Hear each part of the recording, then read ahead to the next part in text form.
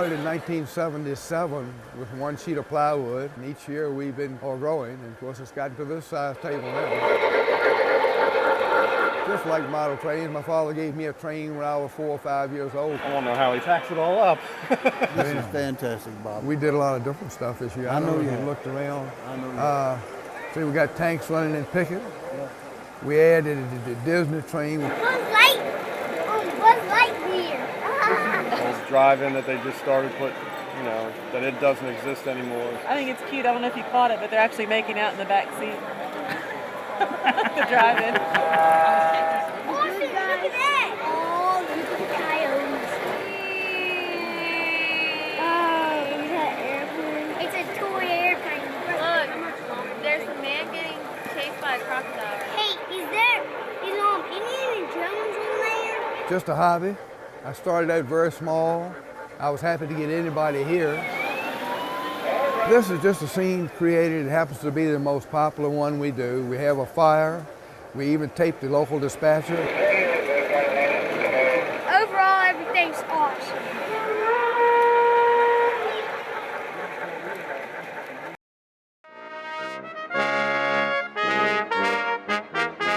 It's been 6 months. I'm waiting for my husband. And the waiting is the hardest part. Yeah, I cannot. I'm gonna start crying right now, but I am so excited. Excited to see her husband, Private First Class Jacob Eckberg, returning from his first 6-month deployment in Afghanistan. And we got engaged, and then he was like, I'm gonna join the Army. I'm like, go for it. Like, you need this. It's pretty crazy. Alexandra and Tegan Rao wait as well. We FaceTime almost every day. So he knows Jake pretty well, and I'm excited to see what he's going to do today. But 2-year-old Tegan can't wait, looking for Daddy, PFC Jacob Rao, to arrive. And he keeps me busy. Ladies and gentlemen, the 111th Quartermaster Company, Det 2. But even after the 45 members of the company walk in, the wait is not over. I just want to be like, just let him go already. Just end. Just end. Thank you for your service, job well done, and welcome home. I asked him if he remembered the guy on the phone, and he said yeah, so happy day. What was it like the first time you got to hug her and kiss her? It was the best feeling ever. I'm really excited to be home, so. Do it again. So I'm so excited, though. I can, touch him. Yeah.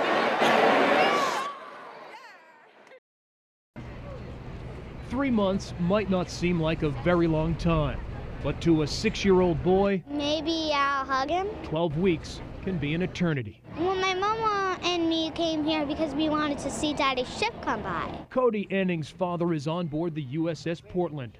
The ship left for the Persian Gulf, delivering a precious cargo of combat Marines to Kuwait during Operation Iraqi Freedom. Well, my mama thought maybe it'd be good if I dress up this way because, sailors can be on ships and ships are coming back. The importance of his dad's mission is not lost on this little guy. I guess I'm proud of him because he's been fighting for freedom. Cody's mom says this deployment has been tough, especially with the country at war.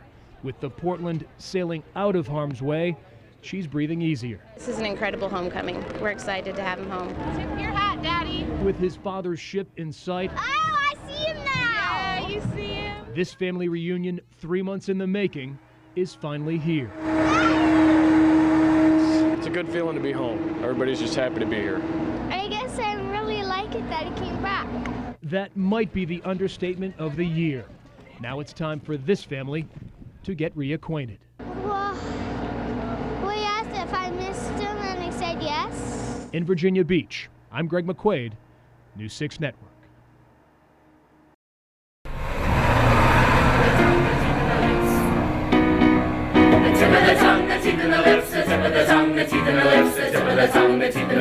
I have 42 kids going from 9th grade, 14-year-olds, to 18-year-old seniors. Do you love it? I do. It's my passion. This is what I live for.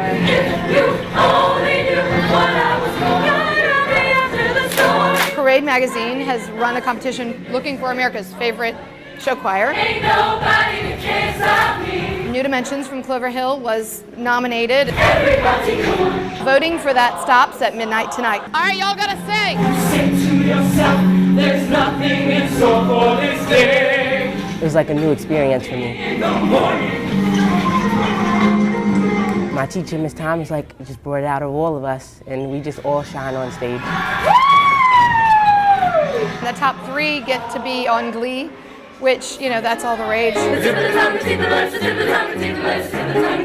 After Glee, everyone now is wondering, well, what is show choir? And they look to us, and we are so excited to have that voice now. Someone's on your side. Go on parade.com/glee and vote for us so we can be #1.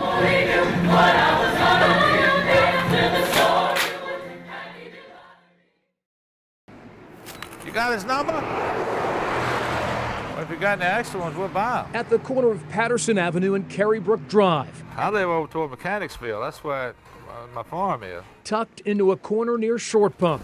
Oh, God. Jim Smith's farm stand is buzzing. Set it right down there, Dave, on that asphalt.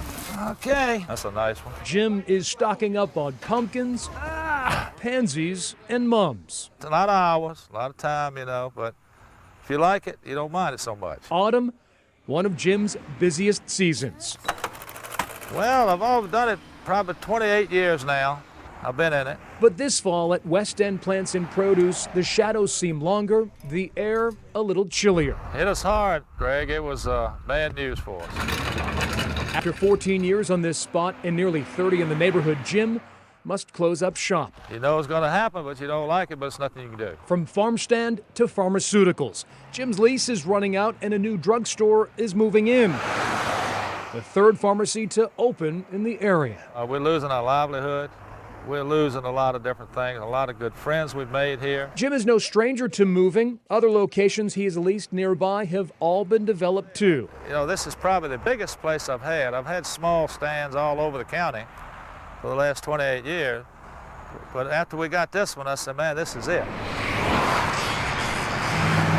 New subdivisions, stores, and strip malls. Central Virginia is growing and growing fast. The Richmond region is actually the sprawl champion of Virginia. We have outpaced Northern Virginia and Hampton Roads. Sheila Shepard with Partnership for Smarter Growth says urban sprawl is eating up too many of our fields, forests, and farms. We're going to find ourselves in a sea of asphalt and a desert of concrete. How much land are we losing nationwide? From 1972 to 1997, rural lands the size of Maine and New Hampshire have been lost to development.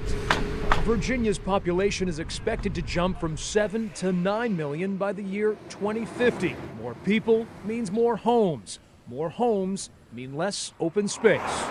And remarkably, we've made it very, very easy to develop land and to turn it into No Place USA. Urban sprawl's origins stretch back to the end of World War II. The more mobile American family moves out to the blossoming cookie-cutter burbs. Dad, Mom, and the kids looking for greener pastures and a piece of the American pie. The question now, 60-plus years later, will there be enough of that pie to go around? Farmland lost is farmland lost forever. Once we create a subdivision, it's very difficult to retrofit that and create great public spaces. One place grappling with explosive growth, Chesterfield County. From 2002 to 2008, 15,000 acres were developed, a 12% jump in growth. Sprawl is very difficult and costly for the county to provide services to. Kirk Turner, director of Chesterfield's planning department, thinks a silver bullet to halting unchecked growth is good planning. Density of our development is decreasing, and we're consuming a lot more land to support a number of people. And if we continue that trend, we'll run out of land. So we've got to change our way of thinking. Kirk points to the newer Chester Village Green with homes on smaller lots, sidewalks, shops, and town square as a smart growth project helping to curb sprawl. A lot of people still want to be in the suburbs. They just want their suburbs to be better. Dave Anderson is the driving force behind Roseland, a 5,500 home and business development in the early stages of construction. This is definitely front and center smart growth. It's also called new urbanism, which is gaining a lot of momentum through a lot of success around the country. Built on 1,400 acres near Midlothian Village, Roseland is being billed as a traditional neighborhood with tree-lined streets, stores you can walk to, and dedicated open space. Cars here take a back seat. Our goals in Roseland are to have a place for everyone in every different lifestyle category, and that's the way a true town functions. And I think we're on the right path. Sheila Shepard with the Partnership for Smarter Growth says if nothing is done to deal with sprawl soon, Central Virginia could lose its identity. What we're hearing them say is, wait a minute, we want to invest in what we already have, and we want to preserve the things that make our area so special. Back at West End Plants and Produce, Jim is carving out plans for his future. Everything is just growing, growing, growing. So what can we do about it? When the last pumpkin rolls out of here and Jim packs it in for the season, there's a very strong possibility that this could be the last hurrah for West End Plants and Produce. Most new locations, Jim says, are just far too expensive. Not reopening in the spring is a reality that is only now hitting this small businessman. Yeah, I'm gonna miss it. I sure will, no question about it. Jim is not looking forward to moving his farm stand yet again, but he realizes you can't stop progress. Progress, yeah, I guess that's what you call it. I could have some other names for it, maybe. Whether Jim reopens at a new location, he still doesn't know. As you get older, you don't have as much, energy as you had when you were younger to rebuild and do it. One thing Jim does know, he's going to miss the people he considers family, his customers. Well, we'd like to tell everybody, how we appreciate their business and tell them goodbye. There's some fine people over here. You're watching Miracles, a CBS 6 News special presentation. A Chesterfield couple got more than they bargained for when they went to a church fundraiser. A miracle outside the Unity Christ Church of Bon Air, and a whole crowd witnessed it too. Taking long walks together is something Marshall and Pat Horton say they'll never take for granted again. We're a lot more patient with each other, a lot more tolerant, and it's a deeper love, I feel. Oh yeah, very blessed to have him. It was just 5 months ago their world was divided by tragedy. Well, from what I understand, I was dead. It's something I don't want to live through again. They say the power of prayer changed their lives, and now they're sharing their story, their miracle. It was June 7th, 2003, the day of their church's annual Arts in the Garden fundraiser. Hello! Reverend Joyce Fisher-Pierce remembers Marshall videotaping that rainy afternoon. So it was really, really wonderful to see the number of people that came still. Walking from booth to booth, Marshall was capturing the excitement of that day. Oh, and here's the hot dog stand. Little did he know that moments later, his wife would be at that stand for lunch, and the unthinkable would happen. I noticed Pat going, and I said, "Are you having a problem?" And she said, "Yes." And I said, "Can you breathe?" And she said, and she couldn't speak. It was like a sink stop in my throat. Frantic, Marshall and then several others tried the Heimlich maneuver. And by that time, I understand that there were cell phones everywhere calling 911. As paramedics just down the road responded, Marshall grew hysterical. I'm a fixer, and I wanted to fix it. I couldn't fix it. I couldn't do anything. She had a complete airway obstruction. Joanne Taylor and her husband, both registered nurses, were on scene that day, and together they tried to create an airway for Pat to breathe. An artist standing nearby later drew this sketch. And she's on the ground, unconscious. And it was raining. Her eyes glassed over. She wasn't breathing. He just could not revive her. She was deeply purple, blue color. After 3 minutes, she lost her pulse. By that time, the paramedics had arrived to help. And it seemed like he had everything from all kinds of instruments down her throat trying to pull out or try to make a place for her to breathe. And there was nothing. In my mind, I realized that we were losing her, we lost her, she was gone. And at the same time, at that point is when I heard Joyce in the background. Reverend Joyce Fisher-Pierce knew faith was all that was left. Somebody said, "Let's have a prayer." And everybody stopped everything and grabbed hands. You could feel the strength from that group. As I prayed, it wasn't begging God or anything like that. I said, just, we see Pat. Thank you, God. We see her breathing.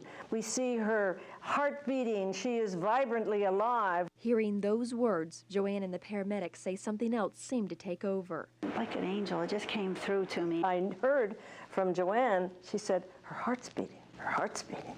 She shouldn't have a heart beating, her heart's beating. And I remember thinking, my medical mind was thinking, That's wonderful, her heart's starting, but I wonder why. The food was still lodged deep in Pat's throat, and paramedics knew they had to get her to the hospital immediately. But as they loaded Pat into the ambulance, she says the most unusual thing happened.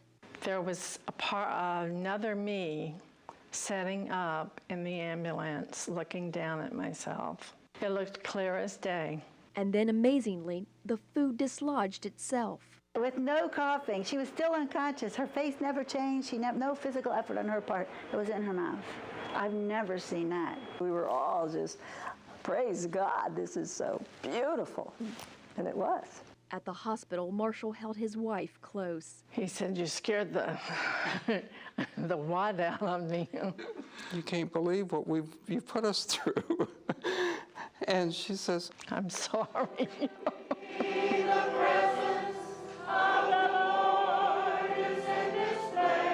The very next day, Pat was in church. I couldn't keep her home. She had to come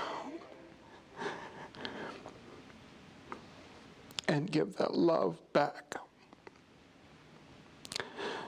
to the people that had given it to her. People that I did not know were coming up to me, hugging me, and telling me how glad they were to see me here. To have people recognize the power of prayer, the power of God, the power of coming together and having just faith. Today, Marshall and Pat embraced that faith. I think that it was very much not my time to go. And now, as often as possible, they walk in their church's meditation garden, thanking God for what He had done. It was a miracle. Now, ever since that rainy afternoon in June, Pat and Marshall say they felt more at peace with each other, with their two daughters, Tricia and Susan, and most importantly, with God.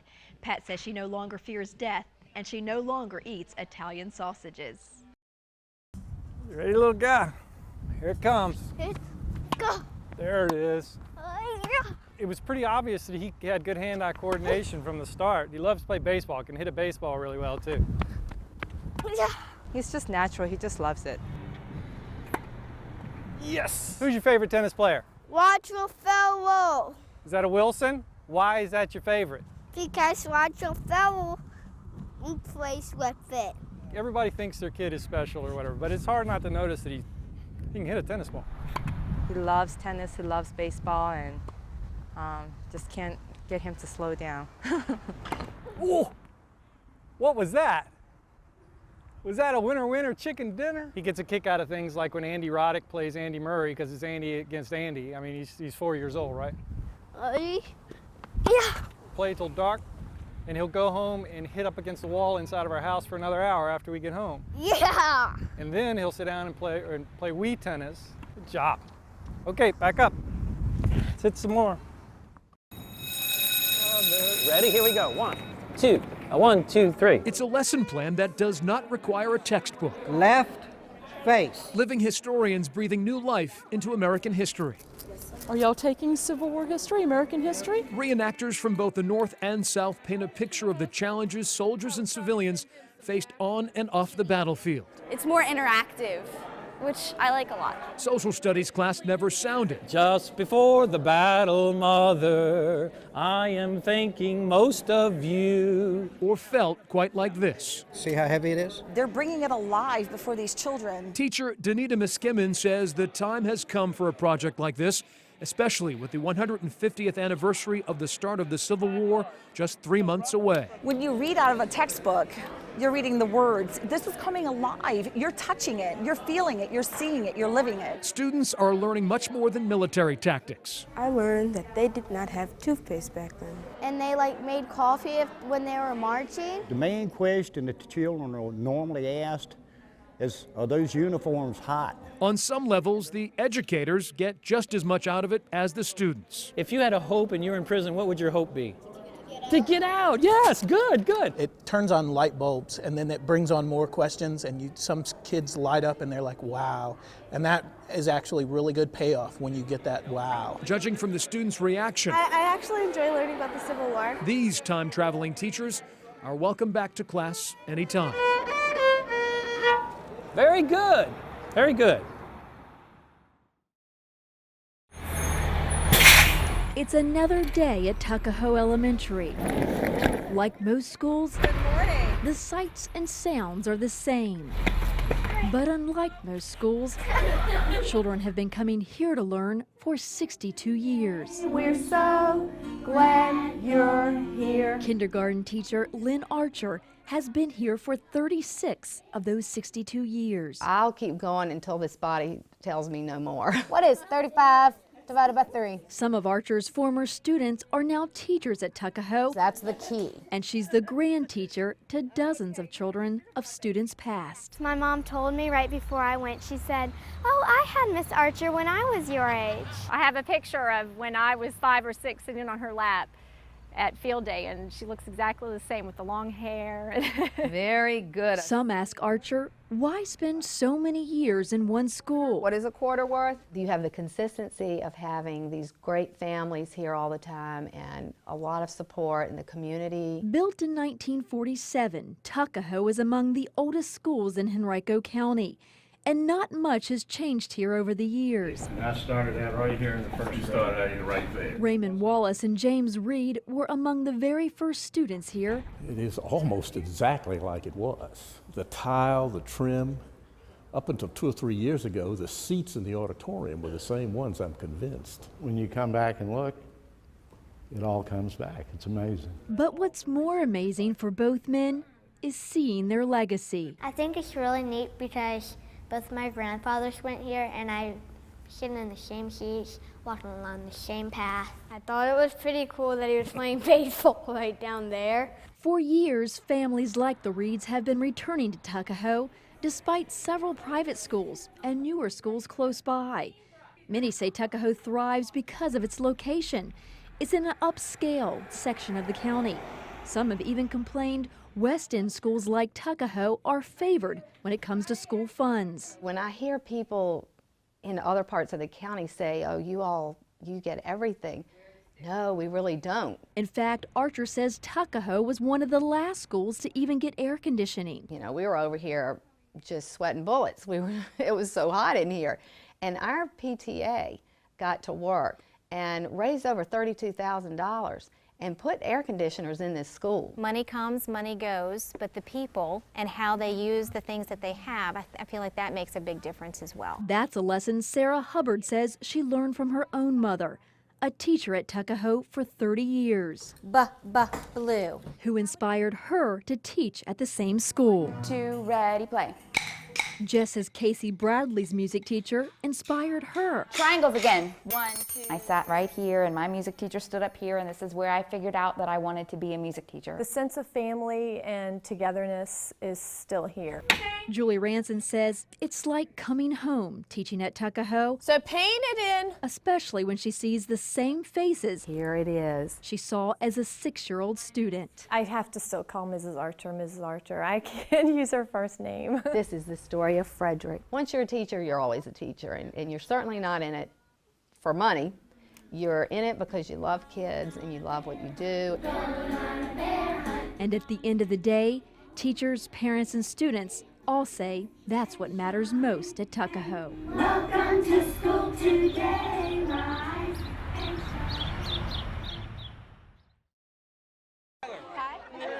Spend just a few minutes with Ella Thompson. You can see why these children are so drawn to her. Well, Ella is an amazing person, and I feel like she is somebody that I can really look up to. I trust her, and I trust I trust everybody here. I feel so safe here. Yours is backwards. Ella is a counselor at the Comfort Zone Camp, a place for children dealing with the loss of a loved one. I felt really sad. I felt like my entire world had just fallen apart. She's a friend and mentor to hundreds of grieving children because she knows all too well their pain. There was a song we used to dance to, and he'd put us on a chair and dance with us.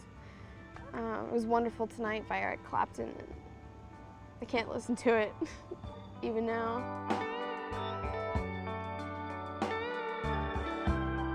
It's been 5 years to the day that Ella's life changed forever.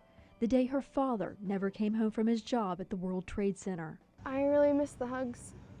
He was the one that I would go to when I needed to talk, when I needed a hug, when I needed someone to really just feel like it's okay. 43-year-old Clive Thompson, called Ian by his friends and family, brought his family to the U.S. from Great Britain when Ella was just 3 years old.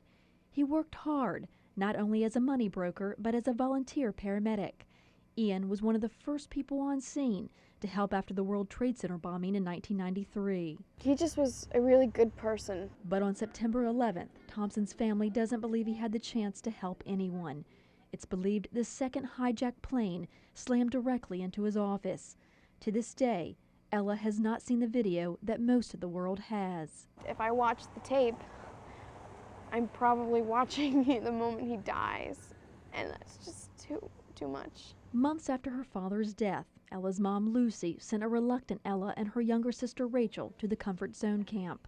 Founder Lynn Hughes brought the Richmond-based camp to New Jersey in the wake of September 11th to help children just like Ella. I saw somebody who was, emotional, somebody who was raw, somebody who was, outwardly hurting and looking for answers. But at the camp, where she spent several days shedding tears and grieving, Ella eventually found comfort among new friends like Mary Haggerty. Just since we had both lost our dads, we could really relate to missing things like our Sweet 16 party without him, and then eventually our weddings without him. A lot of people feel alone, I think, when these sort of things happen, which is completely understandable because you can often feel alone in your grief, but here you don't.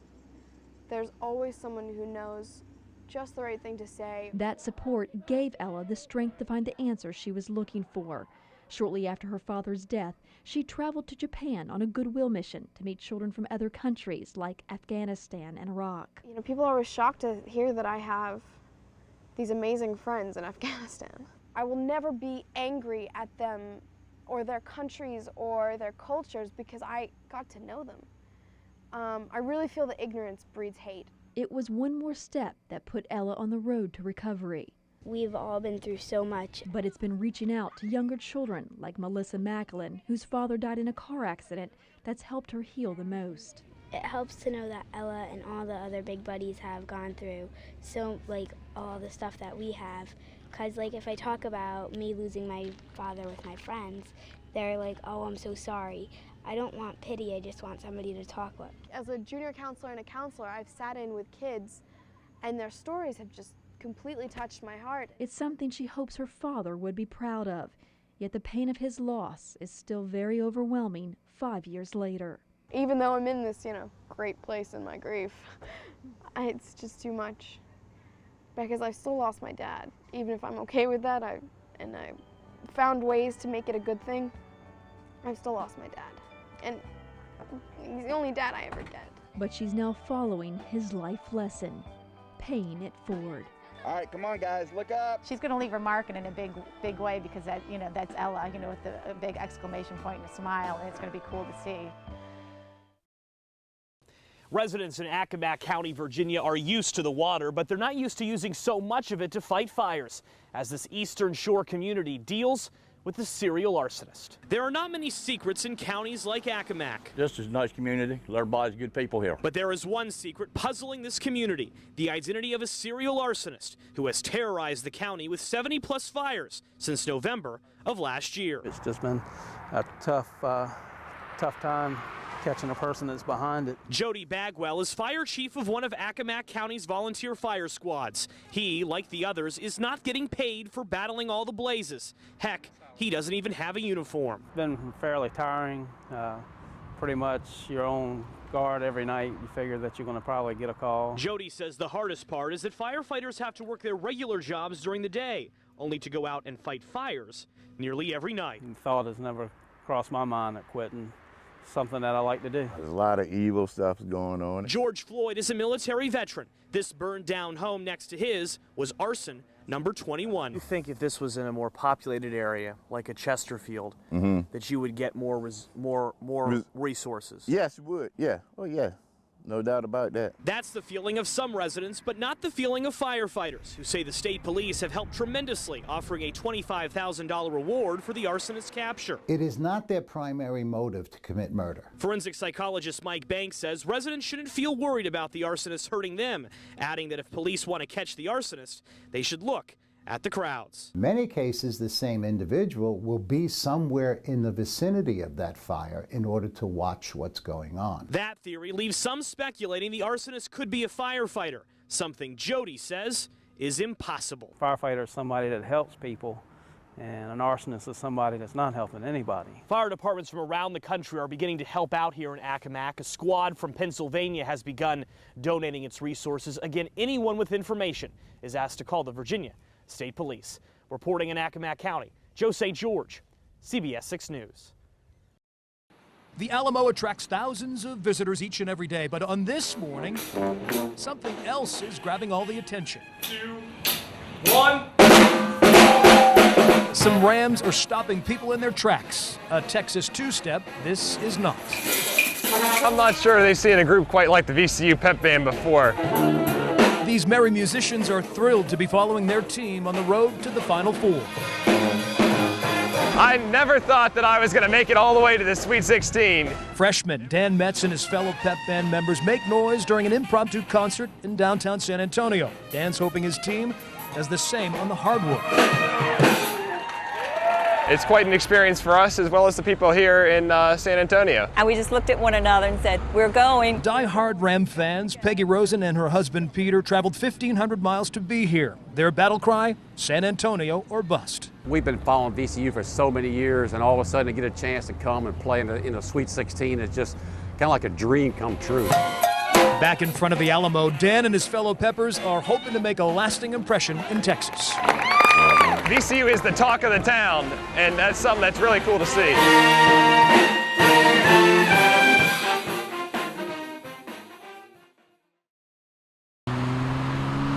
From the West End, showing a brake check around 11,201 West Broad Street. You probably don't know the address, but you may remember the property. The 114-acre Leasefield Farm in Short Pump. 7 years ago, a rural oasis nestled among big box stores and subdivisions. Fast forward to 2008, the Henrico County farm is but a memory. Silos and barns are giving way to sidewalks and bricks. West Broad Village is rising on the spot of the old farm. It's about how and where we grow. Sheila Shepard with Partnership for Smarter Growth believes we're chewing up too much land in Metro Richmond. We're seeing that once those choices are made, they're irreversible. And it's not always a bad thing, but we have to stop it at some point. Just how fast are we growing? Per person, Central Virginia is outpacing Northern Virginia and Hampton Roads when it comes to land use. Once thriving farms are now growing houses. I've been able to speak to some West Enders who moved out to Short Pump about 15 years ago, and they say we do not know what has happened to our community. The building boom in Henrico is not contained to just the West End. Developers are now eyeing the fertile farmlands and open fields of Verina in Henrico's East End. Preservationists say the future looks gloomy. We're hearing a phrase over and over again, don't short pump Verina. Look around, it's clearly evident. Change is coming to Verina. Near the intersection of Longbridge and Darbytown Roads, my grandparents bought it in 1918. One man is taking a stand against urban sprawl. They sacrificed to have the place. You'll find Len Murrow's property, 100 acres of trees and trails dripping with history. This is the site of the Battle of Glendale, June 30, 1862, and my home place. Union and Confederate forces clashed on this spot in vicious hand-to-hand fighting. There were somewhere between 10 and 30 or 40,000 folks shooting at each other out here. 7,000 casualties in a half day. Many died on land that would become Len Murrow's home. There was a fence here made of the split rails, and they tore it down. Dr. Murrow's old farm now sits in the line of fire in another battle. The population's coming, and so I think this is a time for preservation. Murrow does not like what he sees on the horizon. There are subdivisions where we're standing here now within a mile to the east or is already built.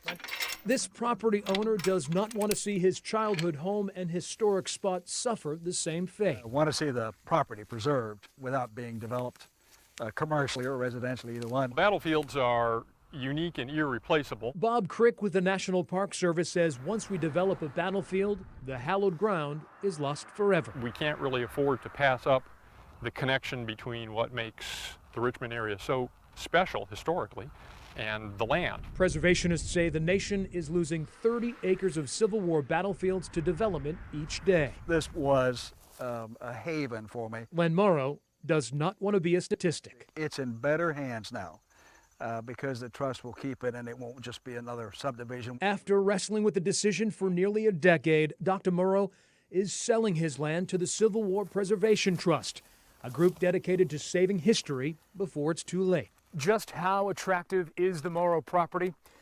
Len Murrow says every month for several years, either a developer or real estate agent would call asking if he wanted to sell his land.